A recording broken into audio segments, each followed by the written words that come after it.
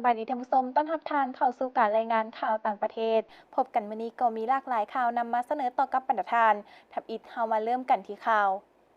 พิธีหับนามมยุทธวีรสนกำลังประกอบอาวุธประชาชนประจำทหารเขต 4ในวันที่ 18 เมษายนที่ผ่านมาท่านนายกรัฐมนตรีเลมิงฮุงได้เข้าร่วมพิธีหับนามมยุทธวีรสนกำลังประกอบอาวุธประชาชนประจำทหารเขต 4 ตลอดระยะ 80 ปีแห่งการก่อสร้าง การต่อสู้และการเติบใหญ่ขยายตัวกำลังประกอบอาวุธของทหารเขต 4 ได้รักษาลักษณะการปฏิวัติของตนไว้ บรรลุชัยชนะหลายอย่างในสงครามต่อต้านในภารกิจสร้างสรรค์และป้องกันประเทศชาติพร้อมทั้งในภารกิจสากลด้วยผลงานที่โดดเด่นทหารเขต 4 ได้รับเหรียญไซอันสูงส่งหลายอย่างจากภาครัฐรวมทั้งเหรียญไซดาวค้ำ2 เหรียญเหรียญไซโฮจิมินห์3 เหรียญและเหรียญไซเอกราช2 เหรียญ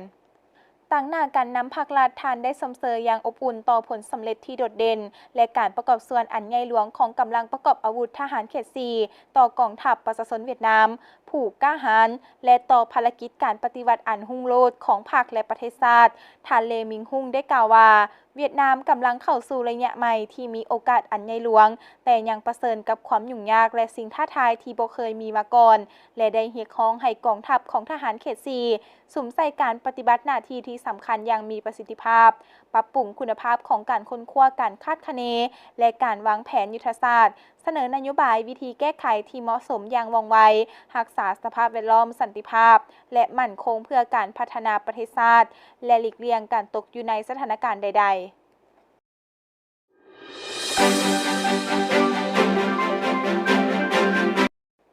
ต้นเดือนเมษาจีนได้เปิดเขตทดลองการค้าเสรีมงโกในของจีนอย่างเป็นทางการเหตุให้จำนวนเขตทดลองการค้าเสรีของจีนเพิ่มขึ้นเป็น23เ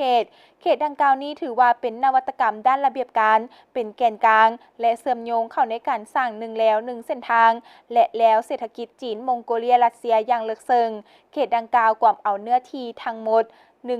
119.74 กิโลเมตรปัจจุบันจีนพร้อมเร่งเวียกงานทดลองการปฏิรูป81 รายการใน7ของเขตหลักได้ถอดถอนและส่งเสริมผลสำเร็จนวัตกรรมด้านระเบียบการ280 รายการจากเขตการทดลองค้าเสรีที่ก้าวหน้าอื่นๆในขอบเขตทั่วประเทศโดยความพยายามสร้างเขตทดลองการค้าเสรีมงโกไนให้กลายเป็นเขตการค้าเสรีระดับสูงที่สามารถดำเนินการค้าและการลงทุนอย่างสะดวกสบายมีสภาพแวดล้อมด้านการประดิษฐ์สร้างที่ดีมีกลุ่มอุตสาหกรรมที่มีท่าแหงและมีการแลกเปลี่ยนกับประเทศต่างๆในโลกอย่างฟดฟื้นภายใน 3-5 ปี